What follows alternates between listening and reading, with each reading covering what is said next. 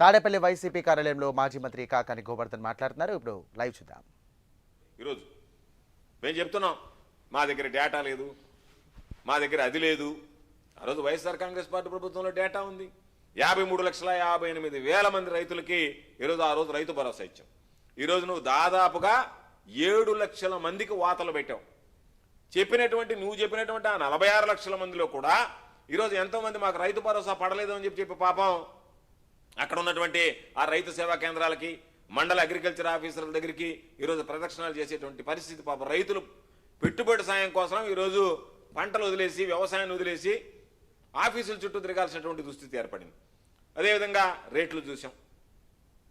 ధర స్థిరీకరణ నిధికి సంబంధించి ఈరోజు గర్వంగా చెప్తున్నాం, వైఎస్ఆర్ కాంగ్రెస్ పార్టీ ప్రభుత్వంలో దాదాపుగా 7,800 కోట్ల రూపాయలు ఖర్చు పెట్టి, ఒకవేళ ఈరోజు మేము ధరల స్థిరీకరణ నిధి కింద సేకరించినటువంటి పంట అమ్ముడుపోతుందా లేదా, దానివల్ల ఎంత నష్టం వస్తుంది అనేటువంటిది బేరీజ్ వేసుకోకుండా లాభ నష్టాలు అనేటువంటివి రైతుల విషయంలో చూడకూడదన్నటువంటి ఆలోచన చేసి ఆ రోజు ముఖ్యమంత్రిగా జగన్మోహన్ రెడ్డి గారు ఎంత ఖర్చు అయినా సరే వెచ్చించి రైతులకు సంబంధించినటువంటి ధరల స్థిరీకరణ నిధి ఏదైతే ఏర్పాటు చేశామో దాన్ని మించి కేంద్ర ప్రభుత్వం నోటిఫై చేసినటువంటి పంటనే కాకుండా రాష్ట్ర ప్రభుత్వం రాష్ట్ర స్థాయిలో రైతులు పండించి నష్టపోతున్నటువంటి పంటలకి బహుశా దేశ చరిత్రలో మొట్టమొదటిగా వాటికి మద్దతు ధర కల్పించినటువంటి వ్యక్తిగా జగన్మోహన్ రెడ్డి గారు ఈ రాష్ట్రంలో దేశానికే మార్గదర్శిగా నిలిచినటువంటి పరిస్థితి ఏర్పడింది.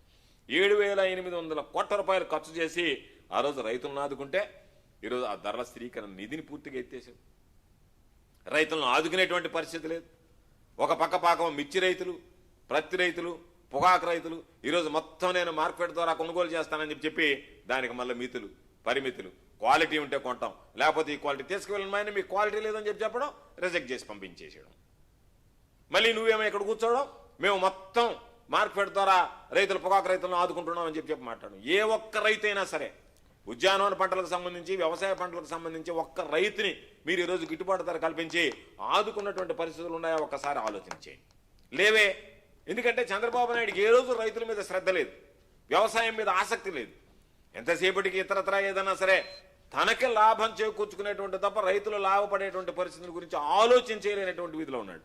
ఈరోజు ఉచిత పంటల బీమా జగన్మోహన్ రెడ్డి గారు ముఖ్యమంత్రిగా ఉన్నప్పుడు ఏదో మాట్లాడిచ్చారు, మన ఏదో పార్లమెంట్లో మాట్లాడి దానికి సంబంధించి. మీరు మాట్లాడడానికి కాస్త సిగ్గుండాలా?